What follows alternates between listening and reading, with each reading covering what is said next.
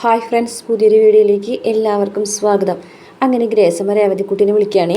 വിളിച്ചു നോക്കുമ്പോൾ രേവതിക്കുട്ടിയെ അടച്ചിട്ടിരിക്കുന്ന റൂമിലാണ്. അപ്പോൾ ഗ്രേസമ്മ വന്നിട്ട് ആ റൂം തുറന്ന് നോക്കുന്നുണ്ട്. അപ്പോൾ രേവതിക്കുട്ടി പറയും, വായോ ഇങ്ങോട്ട് വായോ, ഞാനിവിടെ ഉണ്ട് എന്ന് പറയും കേട്ടോ. അങ്ങനെ വന്ന് തുറന്ന് നോക്കുമ്പോൾ ഗ്രേസമ്മ ഇങ്ങനെ അത്ഭുതപ്പെട്ട് നിൽക്കുകയാണ്.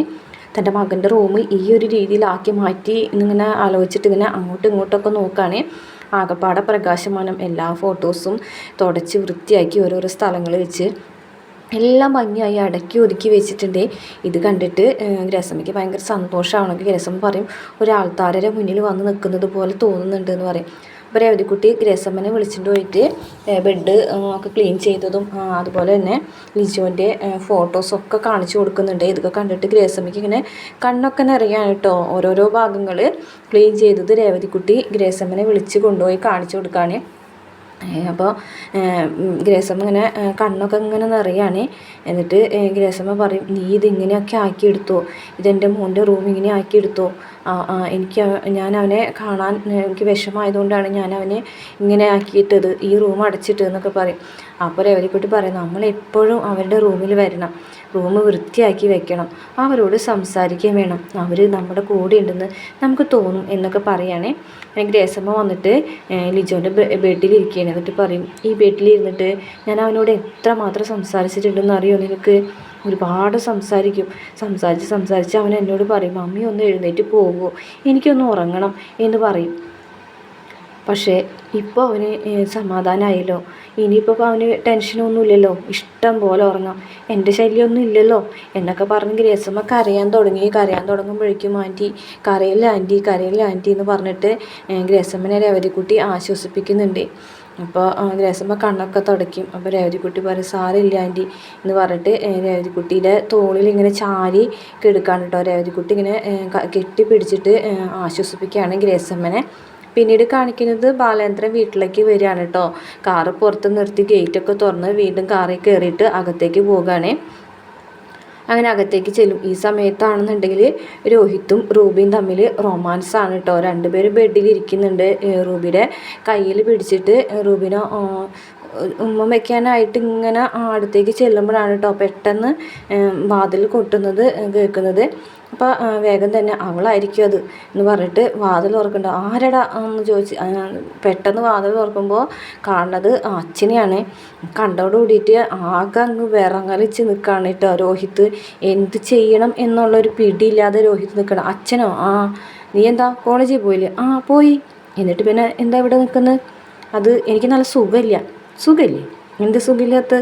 അത് ചെറിയൊരു തലവേദന മൈഗ്രെയിൻ ആണെന്ന് തോന്നുന്നു അങ്ങനെ പറയട്ടോ. അതെ, ഞാൻ എൻ്റെ റൂമിൽ ഒരു കീ വെച്ച് മറന്നിട്ടുണ്ട്, അത് നോക്കാൻ വേണ്ടി വന്നതാ. ആണോ? കീയോ? എന്ത് കീ എന്ന് പറയട്ടോ. ഒരു ചെറിയ കീ എന്ന് പറയും. നിൻ്റെ ടേബിളിലുണ്ട്, ഒന്ന് നോക്ക്. ഞാൻ നോക്കിയെടുത്ത് തരാം, ഇപ്പം തന്നെ നോക്ക് എന്ന് പറയും. അങ്ങനെ രോഹിത്ത് ഒരു കീ നോക്കാൻ പോകുന്ന ഗ്യാപ്പിൽ അകത്തേക്ക് കയറാണ് കേട്ടോ ബാലൻ.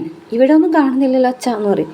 നീ നോക്കിയാൽ കാണൂല, ഞാൻ നോക്കിയാൽ കാണും, നോക്കട്ടെ എന്ന് പറഞ്ഞിട്ട് അങ്ങോട്ടും ഇങ്ങോട്ടൊക്കെ നോക്കുന്നുണ്ട് കേട്ടോ. അകത്തുള്ള പെൺകുട്ടി എവിടെയെന്ന് നോക്കുകയാണ് ബാലേന്ദ്രൻ. അങ്ങനെ കീ ഇങ്ങനെ നോക്കുകയാണ്. പെട്ടെന്നാണ് ഫോൺ ബെല്ലടിക്കുന്നില്ല, വൈബ്രേഷനാണ്. ഇതാരുടെ ഫോണിടാ? നിൻ്റെ ഫോണല്ലല്ലോ. അപ്പോൾ അല്ല, എൻ്റെ ഫോണില്ല, പിന്നെ എൻ്റെ ഫ്രണ്ടിൻ്റെ ഫോണാണ്. എവിടെ ഫ്രണ്ട് ഇവിടെ എവിടെയെങ്കിലും ഉണ്ടോ? ടോയ്ലറ്റിൽ നോക്കുകയാണ് കേട്ടോ ബാലേന്ദ്രൻ. ഇത് ലോക്കാണെന്നുള്ളിൽ ആരും ഉണ്ടല്ലോ, അതെൻ്റെ ഫ്രണ്ടാണ്, ഞാൻ പറഞ്ഞില്ലേ. ആണോ? അങ്ങനെയാണെന്നുണ്ടെങ്കിൽ എനിക്കൊന്ന് ഫ്രണ്ടിനെ കാണണല്ലോ. ഞാനെന്തായാലും പുറത്ത് നിൽക്കാം, നിൻ്റെ ഫ്രണ്ട് വരട്ടെ. ബാൽക്കണിയിൽ നിൽക്കുന്നുണ്ടാവും കേട്ടോ ഞാൻ. എന്നെ വിളിച്ച് കാണിച്ചിട്ട് പോയാൽ മതി. കള്ളനാണോ കൊലപാതകയാണോ ആരാണെന്നൊക്കെ എനിക്കൊന്ന് നോക്കണമല്ലോ എന്ന് പറയുകയാണേ. എന്നിട്ട് ബാലേന്ദ്രൻ പുറത്തേക്ക് ഇറങ്ങും. രോഹിത്താണെന്നുണ്ടെങ്കിൽ വാതിലടച്ച് ലോക്ക് ചെയ്തിട്ട് ബാത്റൂമിൻ്റെ അടുത്തേക്ക് വരികയാണ് കേട്ടോ. ബാത്റൂമിൽ വന്നിട്ട് മുട്ടി വിളിക്കുകയാണ്. ആരാന്ന് ചോദിക്കുകയാണ് കേട്ടോ റൂബി. അച്ഛനായിരുന്നോ? അതെ. അച്ഛനെന്താ ഈ നേരത്ത് വന്നത് ചോദിക്കും. അറിയില്ല, അച്ഛൻ എന്താ വന്നതെന്നറിയില്ല. നീ എന്തായാലും അവിടെ നിന്നിട്ടൊരു കാര്യമില്ല, അച്ഛൻ നിന്നെ കണ്ടിട്ടേ പോകുള്ളൂ എന്ന് പറഞ്ഞു. എന്നെ കാണാനോ? എന്തിനാ എന്നെ കാണുന്നത്? എന്നെ കാണേണ്ട ആവശ്യമില്ല, രോഹി നീ ഇത് തമാശ കളിക്കല്ലേട്ടാ, എനിക്ക് ആരെയും കാണണ്ട, അച്ഛനോട് പോകാൻ പറയും രോഹി നീ എന്ന് പറയട്ടോ. അച്ഛൻ പോകില്ല റൂബി, അച്ഛൻ നിന്നെ കണ്ടിട്ടേ പോകുള്ളൂ എന്ന് പറയാൻ കേട്ടോ. ദൈവമേ, ഞാൻ വരുന്നില്ലെന്ന് പറഞ്ഞതല്ലേ നിന്നോട്, നീ എന്നെ നിർബന്ധിച്ച് കൊണ്ടുവന്നതല്ലേ, ഇതിനാണോ നീ എന്നെ ഇങ്ങോട്ട് കൊണ്ടുവന്നത്, ഇനി ഞാൻ എന്ത് ചെയ്യും എന്നൊക്കെ പറഞ്ഞിട്ട് റൂബി ആകെ ടെൻഷൻ അടിച്ച് അങ്ങോട്ടും ഇങ്ങോട്ടും നടക്കാണ് കേട്ടോ.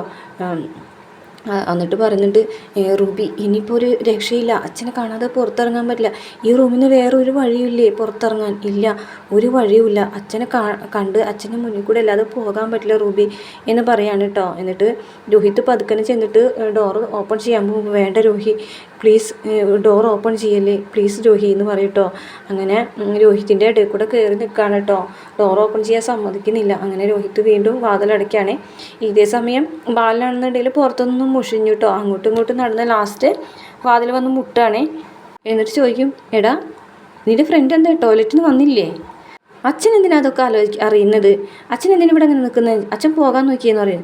പോകാനോ, നിൻ്റെ ഫ്രണ്ടിന് ഞാനൊന്ന് കാണട്ടെടാ, ഞാൻ പറയില്ലേ കള്ളനോ കൊലപാതകയോ കഞ്ചാവുകാരനോ അങ്ങനെ ആരെങ്കിലുമൊക്കെ ആണോന്ന് നോക്കണ്ടേ എനിക്ക്, അച്ഛൻ കാണണ്ട എന്ന് പറയും. രോഹി നീ കളിക്കല്ലേ എന്ന് പറഞ്ഞിട്ട് രോഹിനെ അങ്ങോട്ട് തട്ടി മാറ്റുകയാണ് കേട്ടോ. രോഹി അങ്ങനെ സൈഡിലേക്ക് നീങ്ങിയിരിക്കുകയാണ്. എവിടെ നിൻ്റെ ഫ്രണ്ട് എന്ന് ചോദിക്കുകയാണ് കേട്ടോ. എന്നിട്ട് ബാലേന്ദ്രൻ അകത്തൊക്കെ പോയി സെർച്ച് ചെയ്യണേ. പെട്ടെന്നാണ് ഈ പെൺകുട്ടീനെ കാണുന്നത്. ആഹാ, ഇതാണോ നിൻ്റെ ഫ്രണ്ട് ചോദിക്കും. ആ അതെ, ഇത് തന്നെയാണ് ഫ്രണ്ട്, എന്തെങ്കിലും കുഴപ്പമുണ്ടോ ചോദിക്കാൻ കേട്ടോ. കുഴപ്പമുണ്ടോന്നോ, നീ ഒന്ന് മാറിക്കടാ എന്ന് പറയട്ടോ. അപ്പോൾ രോഹിത് മാറിക്കും. നീ ഇങ്ങോട്ട് പാടി എന്ന് പറഞ്ഞിട്ട് റൂബി ഇങ്ങനെ ഫ്രണ്ടിലേക്ക് വന്നു കേട്ടോ. നീ ഏതാ, നിൻ്റെ പേരെന്താ? റൂബി. മുഴുവൻ പേരും പറയും. റൂബി ഐസക്ക്. ഐസക്ക് അച്ഛനാണോ? അതെ. നിൻ്റെ അച്ഛൻ എന്ത് ചെയ്യുന്നു എന്ന് ചോദിക്കുമ്പോഴേക്കും, അച്ഛൻ എന്തിനാ ഇതൊക്കെ അന്വേഷിക്കുന്നത്, അച്ഛന് വേറെ പണിയില്ലേ, ഇതെൻ്റെ ഫ്രണ്ടാണ് എന്ന് പറയട്ടോ. ഞാനാണ് അവൾ വിളിച്ചുകൊണ്ട് വന്നത്, പോലീസ് മുറിയിൽ ചോദ്യം ചെയ്യേണ്ടതെന്ന് പറഞ്ഞ വഴിക്ക് ഒറ്റ അടി അടിക്കാണ് കേട്ടോ മുഖത്ത്. ഇതോടുകൂടിയിട്ട് രോഹിത് ആകെ നാണം കേടാണ് റൂബിയുടെ മുന്നിൽ. എന്നിട്ട് റൂബിനോട് ചോദിക്കുകയാണ്, ഇതൊന്നും ശരിയല്ല കുട്ടി, നിൻ്റെ അച്ഛൻ എന്താ ചെയ്യുന്നത്? എൻ്റെ അച്ഛൻ ലെതർ മാർട്ടാണ്. ഏത്, റൂബി ഷൂസോ? ആ അതെ. ആഹാ, അങ്ങനെയാണെന്നുണ്ടെങ്കിൽ ഐസക്കിനെ ഞാൻ തന്നെ വിളിച്ച് പറയാം. ഇതൊക്കെ ശരിയാണോ എന്ന് ചോദിക്കും. അതല്ല, ഞങ്ങൾ ന്യൂ ജനറേഷൻ ഇങ്ങനെയൊക്കെയാണ്. ആണോ? ആഹാ, ന്യൂ ജനറേഷൻ ഇങ്ങനെയൊക്കെയാണോ? ഞാനൊരു തെറ്റും ചെയ്തിട്ടില്ല അങ്കിൾ എന്ന് പറയും കേട്ടോ. അങ്ങനെയാണെന്നുണ്ടെങ്കിൽ നിൻ്റെ ഡാഡിക്ക് വിളിക്കാം, നിൻ്റെ ഡാഡിനെ വിളിച്ചിട്ട് നിൻ്റെ ഡാഡിയോടും നീ പറഞ്ഞതുപോലെ എന്നോട് പറഞ്ഞതുപോലെ തന്നെ നിൻ്റെ ഡാഡിയോടും പറയണം കേട്ടോ. എന്നിട്ട് അങ്ങേര് തീരുമാനിക്കട്ടെ നിനക്ക് ഇത്ര മാത്രം സ്വാതന്ത്ര്യം തന്നിട്ടുണ്ടോയെന്ന് ചോദിക്കാം കേട്ടോ. അയ്യോ പപ്പനെ വിളിക്കല്ലേ അങ്കിൾ എന്ന് പറയും കേട്ടോ.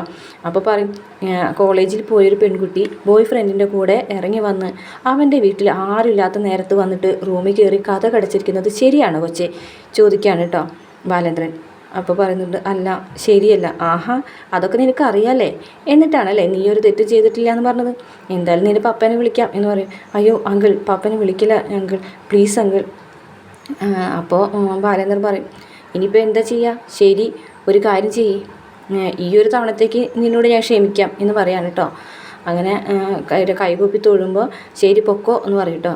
അങ്ങനെ പോകാൻ പോകുമ്പോൾ നിൻ്റെ ബാഗ് എടുക്കുന്നില്ലേ? ആ ബാഗ് എടുക്കുന്നുണ്ട് എന്ന് പറയും. അങ്ങനെ വീണ്ടും ആ കൊച്ച് അകത്തേക്ക് തന്നെ കയറി പോകാണ് കേട്ടോ. ബാഗും ഫോണൊക്കെ എടുത്തിട്ട് പുറത്തേക്ക് പോവുകയാണ്. ഒറ്റയ്ക്ക് പോയിക്കോളാം? ആ പോയിക്കോളാം എന്ന് പറയും. അതിനുശേഷം രോഹിത്തിനെ ദഹിപ്പിക്കുന്ന ഒരു നോട്ടം നോക്കി നിൽക്കുന്നത് കാണിച്ചിട്ട് ഇന്നത്തെ എപ്പിസോഡ് അവസാനിക്കുകയാണ് കേട്ടോ. നാളത്തെ എപ്പിസോഡിൽ രോഹിത് റൂമൊക്കെ ആകെ അടിച്ച് തകർക്കാണ് കേട്ടോ. ബാലേന്ദ്രൻ വന്ന് ചോദിച്ചിട്ടും ഒരു കുലുക്കമില്ലാതെ വീണ്ടും കയ്യിൽ കിട്ടിയതൊക്കെ എടുത്ത് അടിച്ച് തെറിപ്പിച്ച് പുറത്തേക്ക് ഇറങ്ങി പോവുകയാണ്. ഇതേ സമയം അലീന ആണെന്നുണ്ടെങ്കിൽ പറയുന്നുണ്ട് ബാലേന്ദ്രനോട്, ഇതിപ്പോൾ അടിയും വഴക്കൊക്കെ ആയാലോ, ആർക്ക് വേദനിച്ചാലും എനിക്ക് വേദനിക്കും എന്ന് പറയുമ്പോൾ വൈജയന്തിക്ക് വേദനിച്ചാലും നിനക്ക് വേദനിക്കുമെന്ന് ചോദിക്കുകയാണ് കേട്ടോ അലീനയോട് ബാലേന്ദ്രൻ. ഇതേ സമയം രോഹിത് ആണെന്നുണ്ടെങ്കിൽ ഹരിനെ കണ്ട് നടന്ന സംഭവങ്ങളൊക്കെ പറയുമ്പോൾ അലീനനെ ഏതെങ്കിലും രീതിയിൽ ഇല്ലാതാക്കാൻ, നശിപ്പിക്കാനോ അതല്ലെങ്കിൽ ഇല്ലാതാക്കാനോ ആയിട്ടുള്ളൊരു ശ്രമം രണ്ടാളും കൂടെ നടത്താനായിട്ട് കൈ കൊടുത്ത് പിരിയാണ് കേട്ടോ.